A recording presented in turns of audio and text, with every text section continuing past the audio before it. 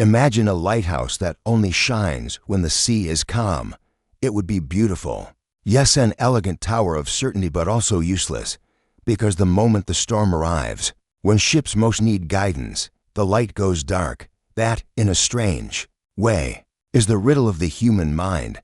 We feel most certain at precisely the moments we are most likely to be wrong. I once knew a man, let's call him Aaron, who was famous among his friends for his sharp logic. He was the kind of person who could slice any conversation into neat conclusions, like a chef who never misses the bone. One evening, a group of us sat on a balcony watching a city thunderstorm roll in. Someone said, "This rain always makes me feel like the world is being washed clean." Aaron laughed. "That's sentimental nonsense," he said. "Rain doesn't wash the world clean. It just makes puddles and traffic." He had a point, but he also missed something. Not about meteorology, about being human. Later that night, Aaron told us a story about a business partner who betrayed him. He spoke with a quiet fury, the kind that seems cold until you touch it and realize it burns. "I knew he was untrustworthy from the start," Aaron said. "I could see it. Some people are just like that." And there it was, a perfect contradiction. The man who dismissed sentiment now leaned on a tidy moral tale. The man who prided himself on logic had built a fortress out of a single emotional plank. He was not alone. None of us are. Logical fallacies are not just mistakes smart people make when they're tired. They are the mind's comfort food. They are what happens when thinking becomes a servant to something else: fear, ego, belonging, speed. And because they feel so natural, so smooth, we rarely notice when we're falling for them. A fallacy is not a trap that looks like a trap. It is a trap that looks like home. Maybe you've seen this in yourself. A moment where you argued harder than you listened. A moment where your chest tightened and you called that tightening truth. A moment where you felt the friction of uncertainty and, instead of staying with it, you reached for the quickest story that could make the world feel stable again. That reaching is the beginning of the slide. Tonight or whenever this finds you, I want to offer for quiet signs that you may be drifting into logical fallacies. Not as a scolding, not as a test you must pass to qualify as rational, but as a lantern you can carry into your own mind, the way you might carry a candle into a familiar room at night, and suddenly realize there are corners you've never truly seen. These signs are subtle. They won't announce themselves with a siren. They'll arrive like habits, like moods, like small whispers that say, "Of course you're right." Yet if you learn to hear them, you begin to wake up in the middle of your own thinking. And that waking, gentle, sometimes awkward, sometimes hilarious, is where freedom starts. So let's walk together, slowly. The first sign is the easiest to miss, because it feels like the heart leading the way. The first sign you're falling for a logical fallacy is this: your emotions start wearing the costume of evidence. You don't just feel something, you conclude something. You mistake the heat in your body for the light on the road. Now, let me be careful. Feelings are not enemies of truth. They are part of how truth moves through a human creature. A world without emotion would be like a compass without magnetism. Technically elegant, practically useless. But emotion becomes a fallacy when it stops being a messenger and becomes the judge. Think of a time you said, "I just know this is the right decision," and the knowing was really a rush, or a dread, or a loneliness that wanted a quick door out. The mind is clever like that. It takes a feeling, dresses it in a suit, and sends it into the courtroom as fact. This is how the appeal to emotion sneaks in, not with a banner, with a heartbeat.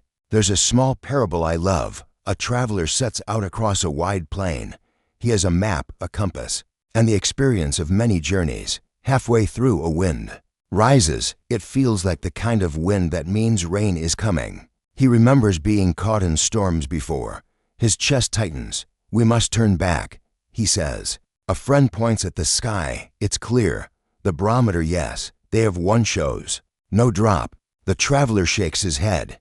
"You don't understand. I can sense it. This wind is a warning." And so they turn back, losing a day. No rain comes. The wind was just wind. We do this constantly. In ways far more tangled than weather. You meet someone new and feel a spark. And that spark becomes a prophecy. "This must be my person." Or you feel uneasy around a colleague and translate unease into certainty. I knew they were out to get me. You read a headline that scares you, and you forward it instantly because your fear feels like civic responsibility. The emotion may be understandable, even wise, but the leap, that unexamined leap from feeling to fact, is where the fallacy lives. Another cousin of this is anecdotal reasoning. We take one vivid story, often our own, and treat it like a universal law. My friend tried therapy and got worse. Therapy is a scam. I worked hard and succeeded. Anyone who fails is lazy. A single candle is held up as proof of the hold on. Stories are powerful because they are felt, and what is felt seems true. But a felt truth is not always a logical one. Here's a quiet way to notice this sign in yourself. Listen for the sentence, "I feel that," and see whether you're about to use it as therefore it is. Sometimes it is, often it isn't. The gap between those two is the space where wisdom breathes, because feelings are weather, not commandments. They tell you what it's like inside you right now. They do not automatically tell you what the world is. And when we forget that, we don't just think badly, we live smaller. We become prisoners of whatever mood last passed through our ribs. As we move forward, notice how this first sign often summons the second, because once emotion crowns itself king, the ego suddenly wants a throne to match. And this is the second sign you're slipping into fallacy. Winning starts to matter more than understanding. The conversation becomes a battlefield. The truth becomes a trophy. You don't ask, "What is real?" as much as, "How do I not lose?" It's almost tender if you look closely. The ego is a small animal guarding a warm fire. When it feels threatened, it bares its teeth, not because it hates you, but because it's afraid of being erased. So it grabs for any weapon it can find. Logical fallacies are those weapons lying around the house. You can see this in the way we build straw men. Someone says, "I think social media needs regulation," and we reply, "Oh, so you want censorship and dictatorship?" We don't meet what they said. We meet a scarecrow we made of it, brittle, exaggerated, easy to knock down.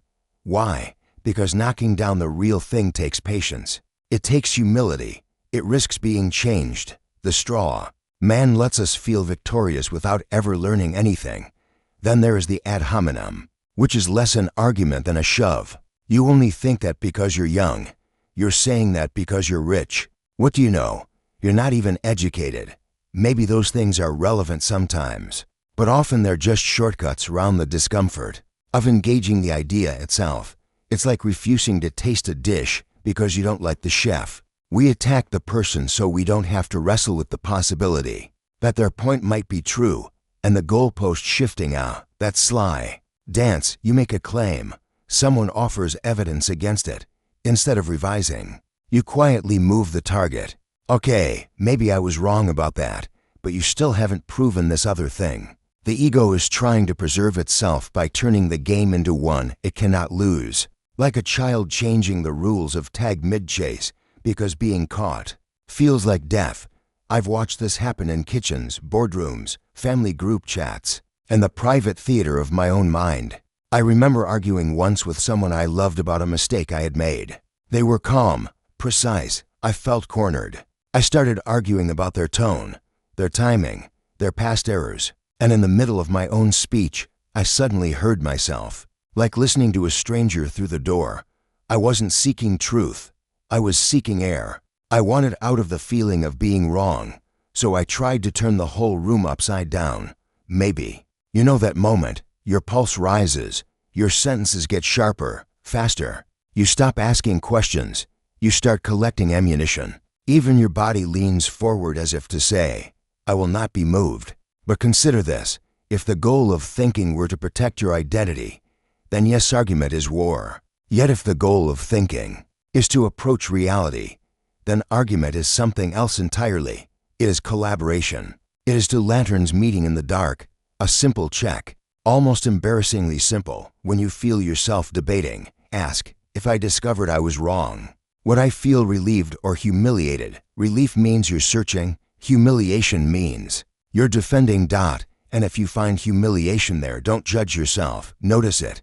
Smile at it. The ego is trying to keep you safe. You can thank it and still not let it drive. Because once we turn truth into a prize, the mind begins looking for patterns that make us feel right, even when the pattern isn't there at all. And that leads us to the third sign. The third sign is quieter still, and maybe the most human of all. You start worshiping patterns that aren't there. The mind becomes a hungry astrologer, drawing constellations between unrelated stars. It is not content with "I don't know." It wants meaning the way lungs want air. This is how confirmation bias settles in like dust. You have a belief about politics, about love, about yourself, and suddenly your attention becomes a servant to it. You notice what supports it. You forget what doesn't. It's not that you're lying. It's subtler. Your mind is curating reality the way a social feed curates your mood. If you believe people can't be trusted, every betrayal becomes a headline and every kindness becomes an exception. If you believe you're destined to fail, each stumble is proof and each success is luck. We don't see the world as it is. We see the world as our expectations have trained us to look. And once that filter is on, false cause slips through like a thief. Two events appear near each other and we bind them in a story of causation. I wore my lucky shirt and got the job. This shirt brings success. I opened up emotionally and they left. Being vulnerable makes people abandon you. After one painful breakup, we predict the weather for every future relationship. We confuse sequence with destiny. The ancients had a metaphor for this: shadows on a cave wall. You sit facing the wall long enough, and you begin to believe the shadows are the whole world. You start naming them, building theories about them, fighting others about what they really mean. Meanwhile, behind you, the fire flickers, people walk past, and reality keeps being larger than your screen. Even slippery slope thinking is born here. This urgent storytelling that says, if this happens, that must follow, and then everything collapses. It feels like foresight. Often it's just fear wearing a prophet's robe. We leap from a small change to an apocalyptic chain because uncertainty feels unbearable, and catastrophe is at least a kind of certainty. Why do we do this? Because randomness is a cold room. A pattern is a blanket. The mind would rather be wrong with a story than correct with silence. There is comfort in believing the universe is a puzzle with a hidden message for you, even if the message is cruel. At least it is a message. You can spot this sign when you feel the urge to say, "See, this always happens," or "It can't be a coincidence." Sometimes coincidence is not coincidence. Sometimes always is true. But when those phrases arrive quickly, hot with certainty, they are often a clue that the mind is trying to lock reality into a shape it can hold. A gentle practice here: when you notice a pattern, ask, what else could explain this? Not to dissolve meaning, but to soften the grip of one meaning. Reality is usually plural. Our minds are usually single-minded. And when patterns harden into prisons, language comes in to seal the bars. Words, labels, categories, useful tools that become traps. That is our fourth sign, waiting just ahead, like a door you didn't know you were standing in front of. The fourth sign you're falling for logical fallacies is this: language stops being a bridge and becomes a trap. Words, which should be rafts on a river, turn into rocks we tie to our ankles. We begin to live inside labels as if they were the living world itself. You've felt this, I think. The moment a conversation narrows into either or. Either you're with me or against me. Either this relationship is perfect or it's doomed. Either I'm a success or I'm nothing. This is the false dilemma in its Sunday clothes, smiling politely while it slices the universe in half. Reality is vast, gradient, muddy, full of both and. But the mind, tired and impatient, loves a clean binary. It loves doors with only two handles. Less to think about, less to risk. And so we take a spectrum and call it a switch. We take a landscape and call it a corner. We take a complicated human being and call them a type. Then there's equivocation, the quiet trick of sliding between meanings while pretending you haven't moved at all. Someone says, "We need freedom." Another replies, "Yes, freedom is important." But one means freedom from oppression, and the other means freedom from responsibility. The word is the same. The worlds are not. It's like agreeing on a map title while pointing to different continents. A cousin of this is the loaded question: why are you so selfish? When did you stop caring about your health? Are you still lying to yourself about what you want? These questions smuggle assumptions in their pockets. They don't ask whether something is true. They ask for your confession that it is. Language becomes a trapdoor. The moment you answer, you've already fallen. Notice how often these traps show up when we're scared. Fear loves small vocabularies. When the nervous system is on fire, it wants speed, not nuance. It wants to label the tiger so it can run or label the friends so it can cling. In that state, we don't just misuse words, we hide inside them. Think about the label toxic. Sometimes it's accurate, even necessary. But other times it's a way to avoid the ache of a more precise truth. This person hurts me in this way, or I don't know how to set boundaries here, or we are incompatible in a tender, ordinary human way. Labels can protect. They can also anesthetize or take the label failure. Say it enough and it becomes a room you live in. You stop seeing the messy reality, effort, growth, circumstance, timing, and you see only a stamped identity. The word feels final, but life is not final like that. It is a verb. So here's a small lantern for this sign. Listen for when your language starts to shrink the world. When you catch yourself saying always, never, everyone, no one, only, nothing, everything. These are not forbidden words. They are just loud ones. They tell you the mind might be trading accuracy for comfort. Try loosening a sentence. Instead of he never listens, try he didn't listen then. Instead of I always ruin things, try I'm afraid I might ruin this. Watch how the world ray expands when the words soften. Because language should help us touch reality, not replace it. And once we see that, once we notice the first signs in motion, something changes. Not all at once, not magically, but like a window opening in a room you didn't realize was stale. We turn now toward that opening, toward how to live beyond the fallacy, not as perfect logicians, but as awake human beings. So what do we do with these signs in motion dressed as evidence, winning over understanding? False patterns and the traps of language, we don't exile them. We don't wage war on the mind. That would be just another fallacy, another ego crusade in the name of purity. Instead, we learn to meet them the way you meet a wave, not by arguing with the ocean, but by recognizing its rhythm. Here is the first move, simple and radical. Slow down. Fallacies thrive on speed. They love the quick retort, the instant share, the hot take that arrives before your tea cools. But truth, lived truth, has a different tempo. It needs room to echo. So when you feel the first signs stir, pause, a breath, a sip of water, a glance out the window, not to escape the conversation, but to re-enter it with your whole mind online. Then, trade certainty for curiosity. Not because certainty is evil, but because it is often premature. Curiosity is a form of love for reality. It says, I want to see what is here, not just what I expect to be here. When you notice yourself saying, I already know, try adding, but what if I'm missing something? That small hinge swings wide doors. Third, befriend being wrong. This one is hard. Our culture treats being wrong like a stain, but being wrong is not a character flaw. It is a feature of learning. Every time you revise a belief, you are not shrinking, you are shedding an old skin.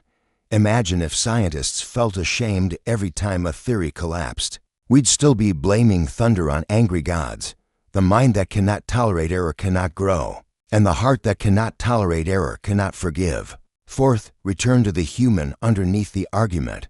When you feel yourself trying to win, ask what you're protecting. A fear, a longing to be seen, a need to belong. Often, fallacies are not intellectual failures. They're emotional needs looking for clumsy exits. If you can name the need, the fallacy softens on its own. I'm scared of losing respect. I feel unheard. I want this to be true because it would save me. Honesty like that is a solvent. And finally, hold language lightly. Use words like tools, not temples. Let them point rather than imprison. When you feel the world collapsing into a label, open the label. Put a little maybe beside it. A little in this case, a little so far. Precision is not coldness. It's kindness to reality. If you practice these things, you won't become a flawless thinker. You'll become something better, a wiser one. A person who can watch their own mind the way an elder watches a child play, fondly, alertly, not shocked when it trips, just ready to help it stand. Because the real victory here isn't avoiding every fallacy. The real victory is catching yourself mid-fall and realizing you can choose differently. That moment, tiny, luminous, is the beginning of freedom. It's the lighthouse that stays lit in the storm. And then, breathe. Let reality be larger than your first thought about it. Truth is not a possession. It is a relationship, a dance between you and what is. Sometimes you lead.